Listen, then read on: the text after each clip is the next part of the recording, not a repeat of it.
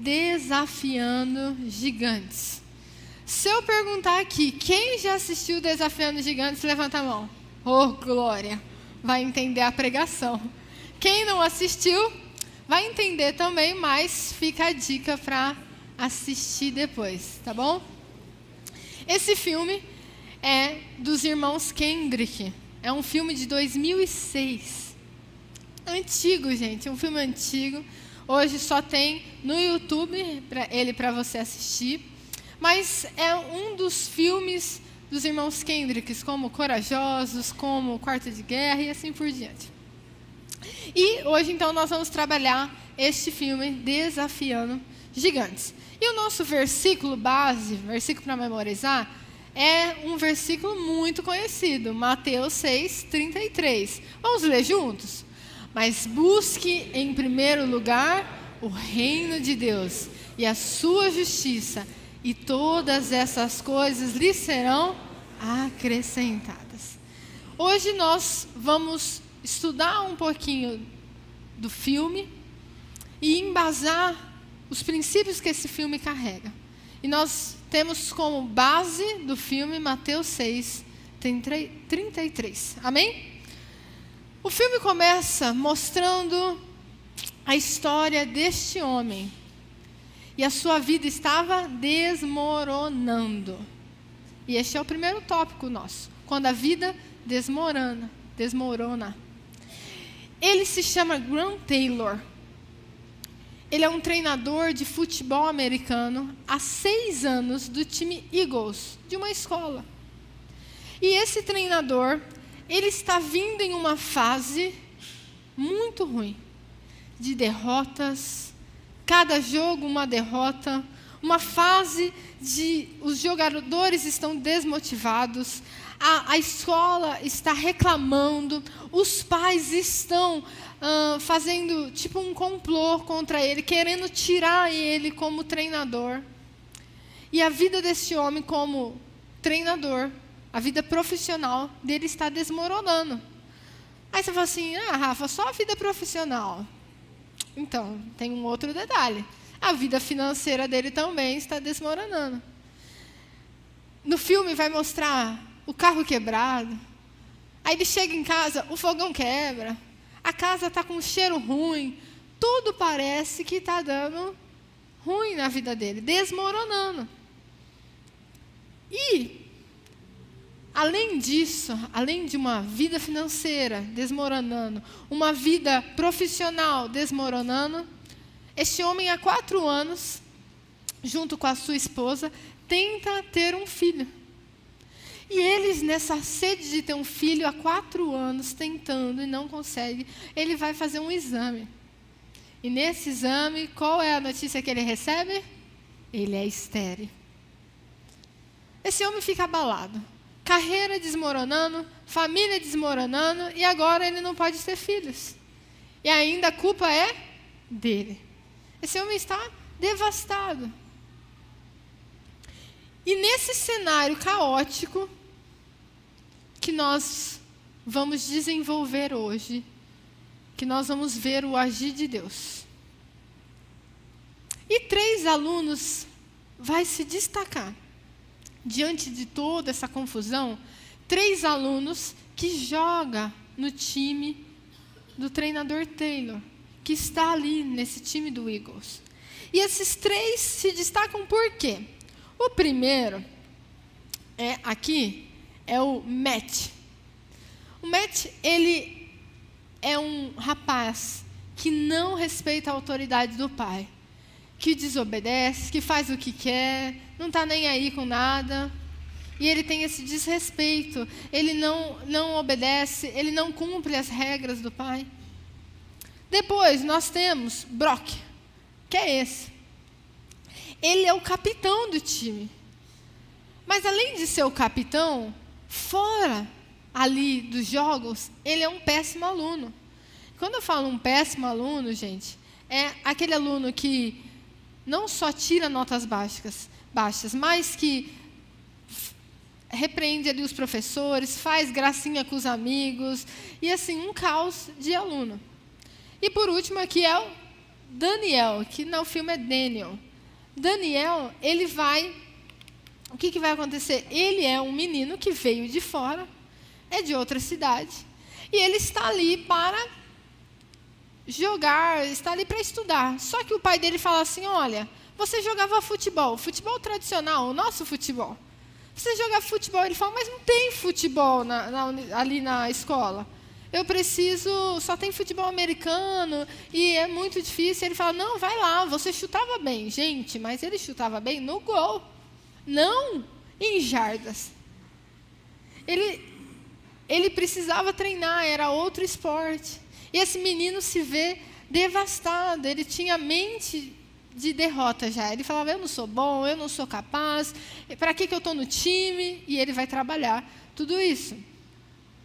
Então, a gente vai ter um divisor de águas daqui para frente. Até agora, falei para vocês de um cenário caótico. Alunos rebeldes, uma situação com o treinador caótica, e ele vai, então, receber a visita do Mr. Bridges. E esse rapaz, esse senhor, ele é um intercessor da escola. Todos os dias, ele passava nos corredores da escola. Lá nos Estados Unidos, eles têm armários. Então, ele passava em cada armário, intercedendo por cada aluno. E em uma dessas visitas, numa tarde, o Taylor estava em sua sala e ele fala assim, treinador Taylor, posso entrar? Ele pode. Ele abre aqui a Bíblia e ele fala assim, o Senhor manda dizer, Apocalipse 3:8. Eis que tenho posto diante de você uma porta aberta, a qual ninguém pode fechar. Sei que você tem pouca força, mas guardou a minha palavra e não negou o meu nome. Esse intercessor vai lá, dá uma palavra para Taylor, e Taylor fica tipo, o que está acontecendo? E ele sai. E o Taylor vai atrás do intercessor, fala assim, como assim? Você fala lá uma palavra, me explica. E ele fala, posso te contar uma parábola? Posso te contar uma história? E eu vou estar lendo essa história para que você entenda na íntegra. Havia 2 fazendeiros que viviam na mesma região e ambos estavam enfrentando um período de seca. Eles precisavam muito de chuva para que suas plantações crescessem e dessem frutos, pois era a única fonte de sustento para as suas famílias. Ambos, então, decidiram orar a Deus, pedindo que mandasse chuva para regar a terra. Com fé, cada um fez sua oração, pedindo a bênção da chuva. No entanto, quando as nuvens começaram a se formar no céu, apenas um dos fazendeiros preparou o seu terreno. Ele arou a terra, removeu as pedras, as ervas daninhas, deixando o solo pronto para receber a água, para nutrir as sementes. O outro fazendeiro, apesar de ter orado por chuva, não fez o preparo de sua terra. Quando a chuva veio, um teve a plantação irrigada e o outro não teve. E eu te pergunto, qual confiou que Deus ia mandar chuva? O primeiro ou o segundo? O primeiro. Por quê? Porque ele orou, mas ele confiou que Deus ia mandar, então ele foi lá e preparou a sua terra. Tiago 2,17 diz, assim também, a fé, se não tiver obras, por si só é morta. Não adianta orarmos se nós também não agimos. Eu creio com a minha boca, mas eu também preciso falar, Senhor, o que eu preciso preparar para receber aquilo que o Senhor vai mandar? O que eu preciso fazer? E eu quero te fazer essa pergunta, a primeira pergunta dessa noite. Você tem preparado o campo para receber a chuva? Será que você tem orado para Deus? Falado assim, Senhor, eu queria tanto um aumento, eu queria tanto uma promoção, mas você não se qualifica. Senhor, eu queria tanto, Senhor, uma saúde boa, Senhor, eu tenho andado tão enferma. O que você tem feito para mudar isso? Um exercício? Comido melhor? Dormido? Tomado água? A gente ora, mas nós também precisamos preparar o campo para receber aquilo que Deus deseja. Quantas vezes nós falamos aqui no culto, Senhor, né, e eu, né, nada sou sem Ti. Senhor, eu quero mais de Ti, mas chega na segunda-feira em casa, eu fecho a minha Bíblia, onde ficou na pregação, e só abro o domingo que vem, no mesmo lugar. Nós estamos agindo? Não. Nós oramos para Deus, mas a nossa fé parece morta, porque não tem ação, não tem obras. Apocalipse diz que o Senhor está abrindo as portas, que Deus dá as oportunidades, mas muitas vezes o Senhor derrama a chuva e o nosso campo não está pronto para recebê-la. Então nós precisamos orar, mas também agir, preparar o campo para receber aquilo que Deus deseja derramar em nós.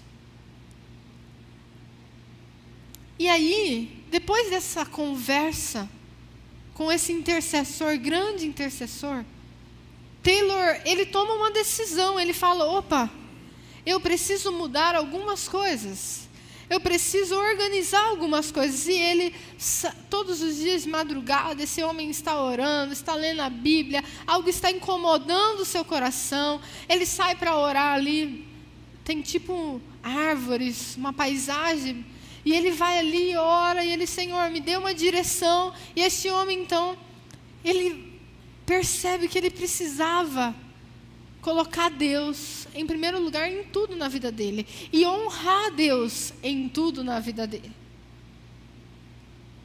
E ele, então, faz isso. Ele fala, eu quero. Senhor, eu decido. E ele fala, é uma nova filosofia de vida. Senhor, daqui para frente eu vou agir dessa maneira. E ele apresenta para a esposa, e ela fala, nossa, isso aqui não serve só para o seu time, não. Isso aqui serve para a nossa casa, para o nosso casamento, para a nossa família. E ele fala, tá bom, então. E esse homem, então, vai chegar no treino ali, e ele vai falar para os jogadores, olha, daqui para frente, nós vamos buscar o Senhor em primeiro lugar. Nós não vamos estar aqui jogando para status. Nós não vamos estar aqui jogando para vitórias. Nós vamos estar aqui jogando para Deus. E nós vamos honrar a Deus em todas as coisas. Ganhando ou perdendo, nós vamos glorificar ao Senhor. E aquele time ouve e fala assim, meu Deus, né? O nosso treinador, ele mudou um pouco o método de jogo, agora com a Bíblia. E alguns acreditavam, o próprio Matt, lembra que eu falei para vocês? Ele falava, ó, treinador, isso aqui não é para mim, não. Eu vou seguir o que você está falando, mas a gente não segue a mesma coisa, né? Eu não acredito igual o Senhor acredita. Mas aquele time, então, vai viver isso. E vai acontecer logo após essa conversa, toda essa situação, vai acontecer o treino, onde o Brock vai ter que ultrapassar limites. Eles fazem um famoso treinamento, que é esse aqui, onde está com os pés e as mãos no chão, os joelhos têm que estar levantados, e eles carregam, olha ali, uma pessoa nas costas. E eles fizeram esse treinamento, normalmente acabou ali o treino, e o time estava conversando, e o Brock, o capitão do time, estava falando, não sei por que a gente está assim, né? A gente vai perder.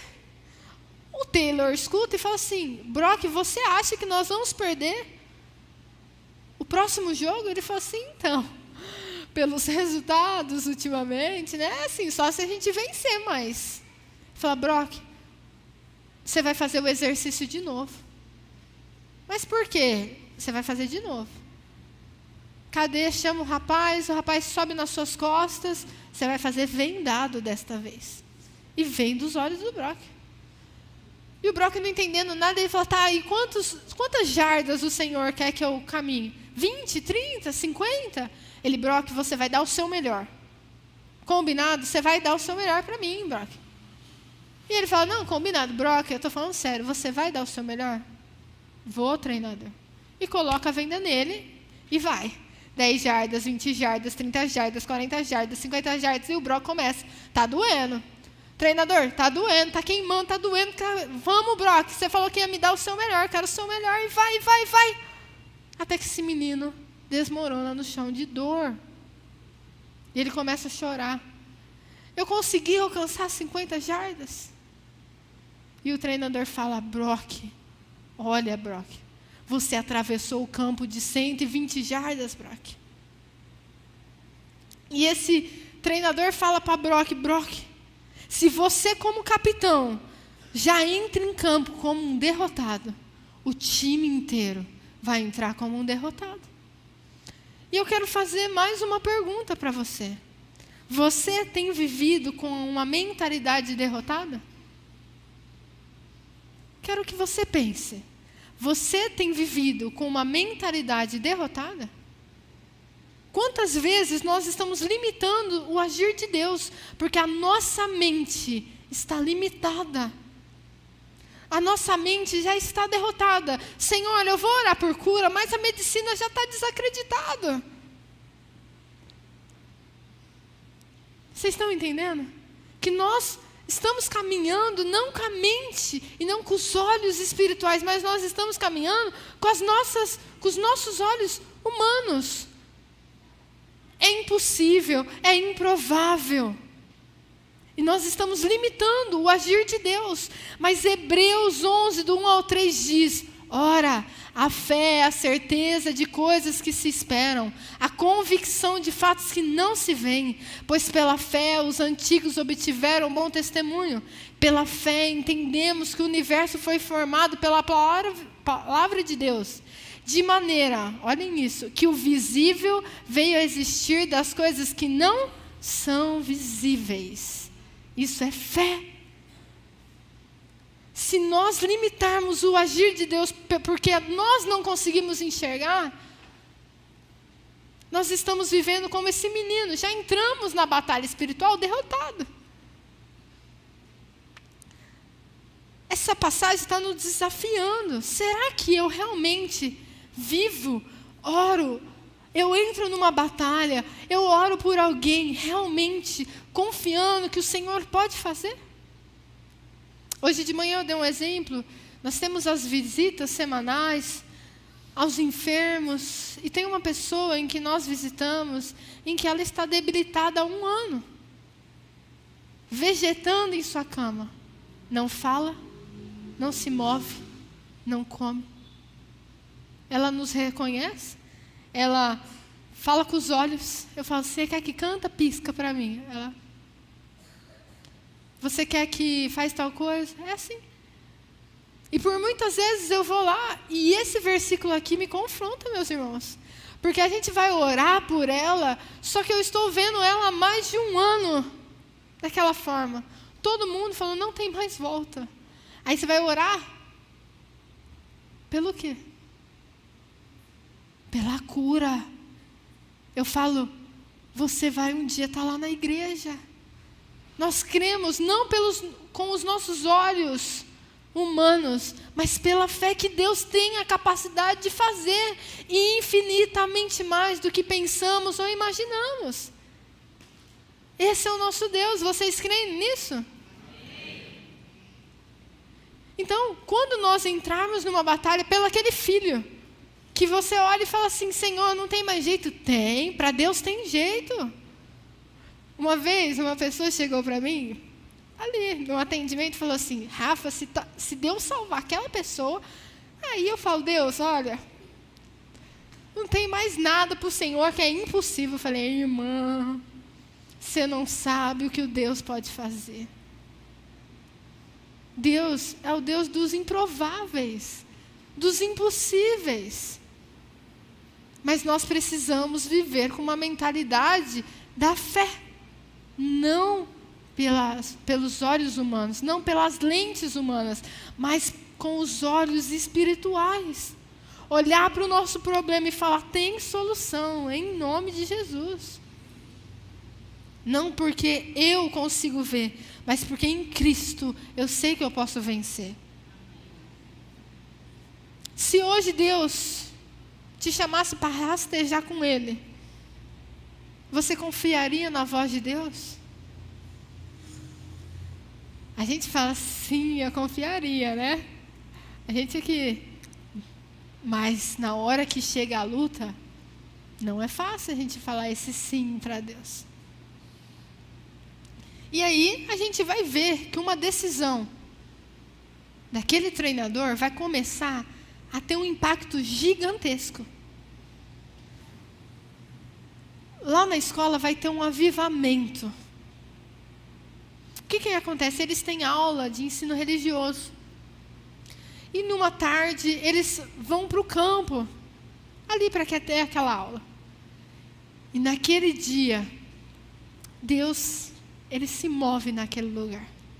E os alunos começam a chorar, a se quebrantar e falar, Senhor, eu quero entregar minha vida para o Senhor, eu me arrependo do que eu estou fazendo. Senhor, muda a minha casa, muda, Senhor. E eles se separam em grupos para orar, e daqui a pouco alguém bate lá na porta do Taylor e falou assim, Taylor, você está sabendo o que está acontecendo aqui na escola? Ele, não, o que está acontecendo? Há 3 horas os alunos estão orando uns pelos outros e confessando o nome de Deus. E sabe quem estava lá? O time dele de futebol. Eles estavam lá, quebrantados. Eles estavam lá se derramando. E vai acontecer algumas mudanças. Eu pus até a foto dos 3 para vocês lembrar bem deles. Esses 3 que nós destacamos alguns problemas lá no começo, eles vão conhecer. E lembra que eu falei que o Matt não acreditava em Deus? Ele vai se arrepender. E ele fala, treinador Taylor, o senhor pode me levar lá no meu pai? Na empresa do meu pai? E o treinador, com o carro todo difícil ali, todo quebrado, ele vai, chega na empresa do pai dele, e a secretária fala, olha, o seu filho está aqui. Ele fala, quem está aqui? O meu filho? Deixa entrar, né? Não vem aqui, né? Vai lá, e o menino chega e fala assim, eu só quero... Ele estava em reunião, tá? Ele para a reunião com todo mundo, com um rapaz ali dentro, e o filho entra e fala, pai, eu só vim te dizer que daqui para frente eu vou honrar você. Que daqui para frente, o que o Senhor falar é regra, é lei. E foi embora. O pai do Matt ficou assim, tipo, o que está acontecendo? Até o rapaz que estava em reunião falou assim, olha, eu dava o meu braço direito para o meu filho falar isso para mim. E começa uma transformação. O Brock começa a ter notas altas. Lá nos Estados Unidos, eles têm as notas A+, A-, E, F. E o Brock tinha E, F sempre. Até mostra no começo, as notas dele eram D, E, F, é horrível. E aí, a professora vai entregar as notas. Não é possível. Ele tirou um A+, isso é 9 e 10 lá nos Estados Unidos. O menino estava outro em sala de aula. Deus estava movendo, Deus estava transformando. E as mudanças não vão parar aí. Você fala, nossa, já valeu a pena? Já valeu. A escola foi impactada, a vida desses meninos foram impactadas. Mas também outras áreas da vida daquele treinador estava sendo transformado. Por exemplo, o time começou a ter milagres atrás de milagres. Eles iam jogar, vencia. Aí eles penduravam. Eagles venceu. Eagles venceu. Eagles venceu. Eagles venceu. E foi indo. E esse time foi vivendo milagres atrás de milagres. E também a sua casa, Deus deu um aumento para o treinador Taylor. O carro dele, lembra do pai do Matt? O pai do Matt deu um carro para o treinador. E várias coisas vão acontecendo, várias transformações vão sendo visível naquele time, naquela escola, na vida daquele treinador. Só que aí nós temos uma derrota no meio do caminho. Esse time, o Eagles, estava na semifinal do campeonato. Já era um longo passo para quem estava, com uma temporada ruim. E eles vão jogar com garra, um bom jogo, tudo mais. E o que vai acontecer? Eles perdem o jogo. E esse time fica arrasado. Mas no vestiário, o treinador chega e eles estão lá reclamando, falando: Senhor, nós merecemos a vitória, nós estamos fazendo tudo tão bem. E o treinador chega e fala: qual que era o nosso combinado? Honrar a Deus em todos os momentos. E eles se ajoelham e oram: Senhor, obrigado porque o Senhor nos trouxe até a semifinal do campeonato. Eles honram a Deus. E eu vou te perguntar, é fácil honrar a Deus quando as coisas não vão bem? Quando a derrota aparece, quando a doença aparece, quando alguma crise se instala, quando algum problema. É muito fácil nós falarmos: Senhor, obrigado pelo carro que o Senhor me deu, obrigado pela casa que o Senhor me deu. Mas e quando outras coisas acontecem? E quando não chega? Será que nós também falamos: Senhor, nós te honramos, obrigado? Muito difícil. Mas porque eles honraram a Deus, vai acontecer uma coisa improvável. O Taylor vai receber uma ligação. E nessa ligação, o rapaz fala: Taylor, você está sentado? Porque a notícia é: o time que vocês jogaram ontem jogou com um jogador com idade que não poderia trapacear. Por exemplo, vou só dar um exemplo. Era até os 18, aí tinha jogador de 19, 20 anos. Já era de universidade. E o time foi desclassificado. O Eagles estava indo para a final do campeonato. Deus honrou a honra daqueles jovens. Porque eles honraram a Deus até nas derrotas. O Senhor também honrou eles. E então vai acontecer uma vitória muito improvável.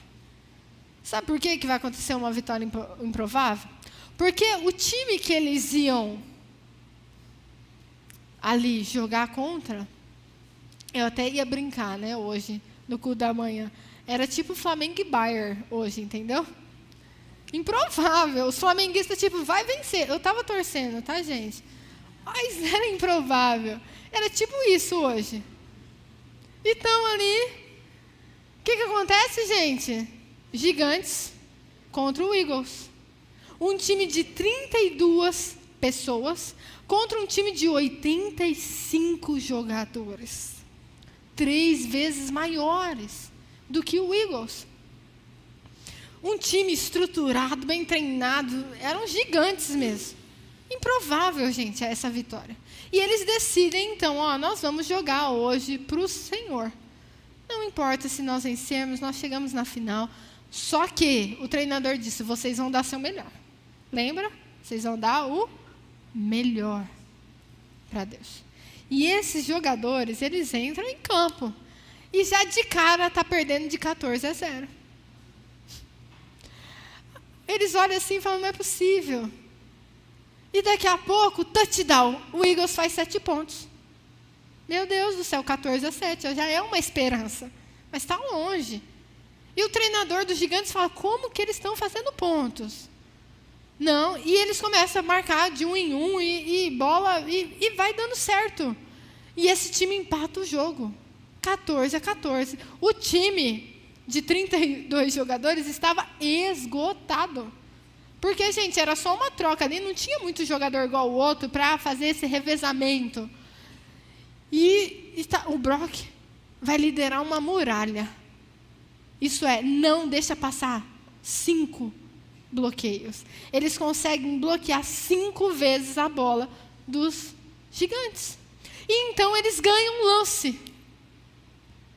E aí eles poderiam tentar fazer uma jogada, mas o treinador Taylor só tinha segundos. Falou, não, vai chutar. Gente, não era qualquer chute. Era 60 jardas. Isso é praticamente 60 metros ali. É muito longe. E sabe quem vai chutar? O Daniel. Lembra o Daniel que achava que não chutava nada? Ele também achava isso. Ele falava, treinador, o máximo que eu chuto é 40. Não tem como eu chutar 60. O treinador, eu confio em você. Não, treinador, o senhor não estava entendendo. E lá no meio do jogo, o treinador Bob Lee, que é dos Gigantes, pede um tempo e fala, deixa eles chutarem. Nessa hora, ele chama e fala, eu preciso que você dê o melhor para Deus, Daniel. Chuta. Se for, amém. Se não for, amém. Mas você tem que ter dado o seu melhor.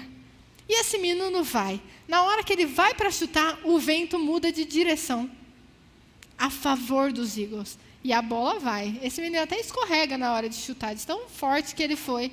E a bola vai. E passa pelas traves. O Eagles é campeão. Vitória no campeonato. Eles ganham. Uma vitória improvável, sim ou não? Sim, improvável, mas Deus tinha feito. E 1 Samuel diz assim, tu vens contra mim com espada, lança e escudo, mas eu vou contra ti em nome do Senhor dos Exércitos. Vamos declarar isso? Tu vens contra mim com espada, lança, escudo, mas eu vou contra ti em nome do Senhor dos Exércitos. Davi, quando estava diante dos gigantes, ele fala, olha, você pode estar com espada, você pode ter lança, você pode ter escudo, mas eu estou em nome do Senhor Jesus. E da mesma forma, nós temos que começar a lutar as nossas guerras. Não porque eu tenho a capacidade de lutar essas guerras, mas porque eu estou indo em nome do Senhor dos Exércitos.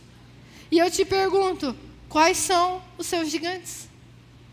Quais têm sido os gigantes que têm te paralisado ultimamente? Quero que você reflita. O que tem te parado? O medo tem te parado? A bebida, drogas, pornografia tem sido seu gigante? Às vezes, a infertilidade tem sido um gigante na sua família. Às vezes, a sua apatia espiritual, eu não quero mais orar, eu não quero mais ler, eu não quero ir nas células, eu não quero, eu estou apático. É um gigante que você tem que enfrentar. Às vezes, um desemprego, a falta de provisão em sua casa, e você fala, Senhor Jesus, uma doença, um filho que está perdido, fora dos caminhos do Senhor, depressão, medo, ansiedade, o que você tem enfrentado? Quais têm sido os seus gigantes? E não só quais têm sido os seus gigantes, mas como você tem enfrentado. Você tem recuado, você tem tido a mente lá do Brock de derrotado, entrando numa batalha falando, Senhor, eu não vou vencer? Ou você tem entrado como Davi, você vem com espadas, lanças, escudo, mas eu vou contra ti em nome do Senhor dos Exércitos. Se hoje for o seu momento de colocar Deus na frente da batalha, você está disposto a enfrentar e também entregar para Deus? Falando, Senhor, eu preciso enfrentar esse problema. Segundo, Senhor, vai na minha frente. Nós temos que pensar. Às vezes tem gigantes e nós temos nos calado. Eu não quero ver, eu não quero ver, eu não quero ver. Mas nós precisamos enfrentar e não fugir dos gigantes que aparecem na nossa vida. E um milagre vai acontecer, meus irmãos. Qual é o milagre? A gravidez da esposa. Ele vai chegar em casa, olha que maravilha. Chegou em casa, ela veio, né, no final ali, ela já saiu no final ali, já que ele venceu, ele ficou com o time, agradecendo a Deus, honraram a Deus pela vitória, e ela foi para casa. Chegando em casa, ele senta assim na frente dela e ela fala assim: Taylor, o que é impossível para Deus? É claro, ele vai responder o quê, gente? Nada, ele acabou de ver um milagre, o time dele foi campeão. Ela falou assim: Taylor, o que é impossível para Deus? Nada. E aí, ela vai falar assim: você entrou hoje para o time. Ele falou, e ele desorientado, né? Ele, que time? Dos pais. Deus não só deu aquela vitória para ele, mas Deus abriu o ventre daquela mulher. Deus fez o impossível ser possível. Lucas 1,37 diz: porque para Deus nada é impossível. Vamos declarar isso? Porque para Deus nada é impossível. Nada é impossível. De fracassado passou a ser um treinador excelente. Na vida profissional o Senhor restaurou. Na vida familiar o Senhor restaurou. A vida financeira o Senhor restaurou. Esse homem, depois no final do filme, vai mostrar que ele teve mais filhos. E ele foi bicampeão. Deus continuou fazendo na vida dele.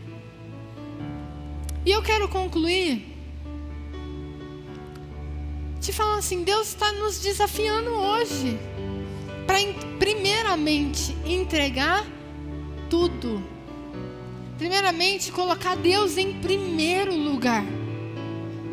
Não é o esposo, não é o filho, não é o trabalho, não é o dinheiro, é Deus. E as demais coisas vos serão acrescentadas. Nós temos tempo para tudo, menos para Deus. Isso não é colocar Deus em primeiro lugar. Nós precisamos inverter a ordem disso. A ordem no nosso coração, na nossa vida. E como treinador, tomar atitudes que refletem isso. Não é fácil, requer renúncia da nossa parte. Porque nós geralmente queremos o controle da nossa vida. A gente ora: Senhor, toma o controle. Aí o Senhor demora um pouquinho. Ô Senhor, você não quer me devolver? Porque o Senhor está demorando demais. Deixa comigo aqui. A gente fica esse toma, entrega. Não, o Senhor quer que nós entregamos o controle da vida para Ele. Deus quer o nosso coração. Deus quer que nós possamos viver uma metanoia, uma renovação da nossa mente. E não viver como derrotados, mas olhar com os olhos da fé. Porque para Deus nada é impossível. E se eu parasse aqui, ia ser maravilhoso, não ia? Mas se eu não posso sair daqui falando: o Senhor vai fazer, o Senhor. Só isso. Eu tenho que te mostrar também o outro lado.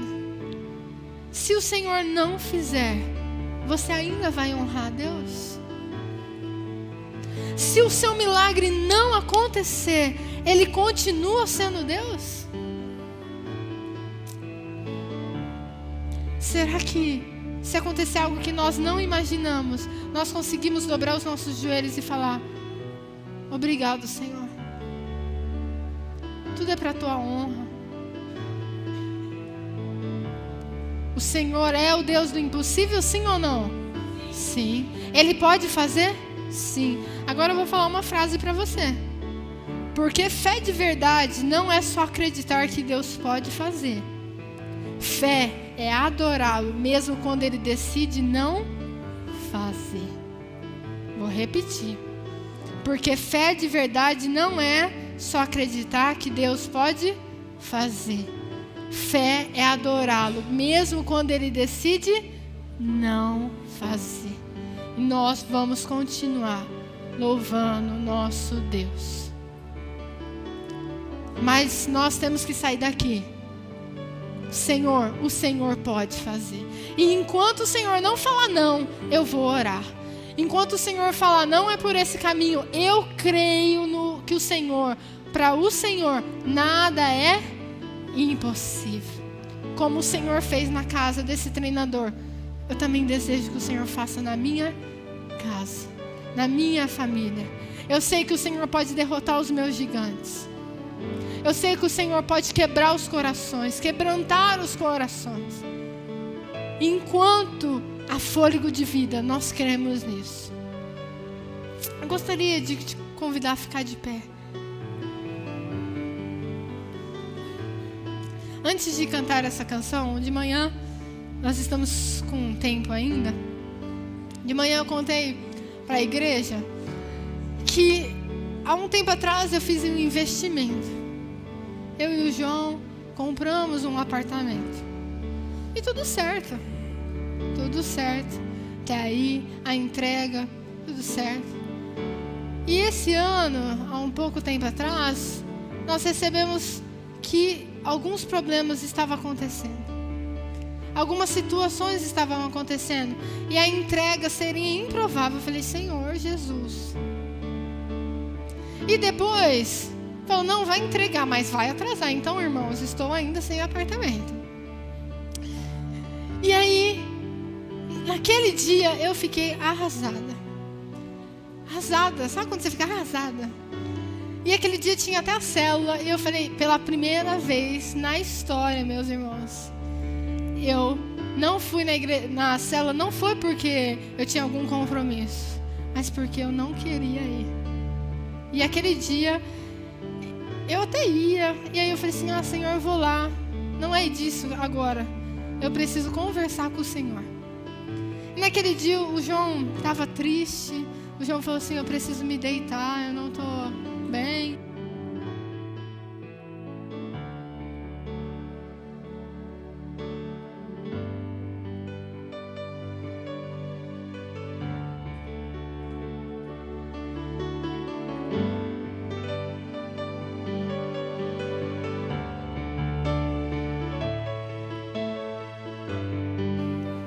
Alô? E naquele dia, eu fiquei arrasada. E aí, então, eu decidi ficar em casa e eu falei, eu vou ter meu tempo com Deus.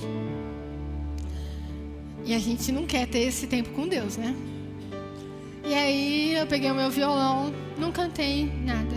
Eu só tocava e eu chorava muito. Esses dias meus pais não estavam, eles estavam em viagem, então só estava eu e o João. E eu falei, Senhor Jesus, eu não entendo, Senhor, eu não estou entendendo o que está acontecendo. E o meu coração estava aflito. E naquele dia, o meu irmão recebeu uma notícia que tinha dado ao certo o apartamento dele. Eu falei, não é possível. Eu não consegui nem comemorar. O meu irmão mandando, gente, ele já estava morando no apartamento, mas tinha finalizado umas situações. Eu falei, não é possível. Senhor, alguma coisa está acontecendo, porque, olha, eu tô e o Rubens, em 1 mês, 2 meses, está tudo certo. Não é possível, Senhor Jesus. Eu até falei depois, eu falei para ele, meu irmão, me perdoa. Liguei para ele depois, falei, eu estava com o coração endurecido naquele dia, porque eu nem te liguei comemorando. E aí, eu ali com Deus, questionando a Deus.